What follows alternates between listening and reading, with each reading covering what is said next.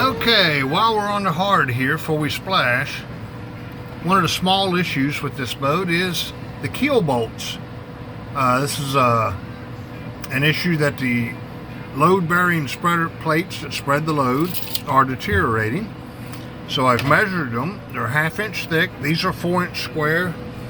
These are 4x2s. So I need to get some stainless steel washer plates made up. And while I'm on the hard, replace them, and then when I come out of the water on the hard again next year, I'll refair all around the keel and everything, and I won't have any more deterioration of these washer plates that allow the boat to get the CNC smile like most of them have. After 48 years, these are just completely gone. They're done. So see if I can find a local machine shop, make me some up.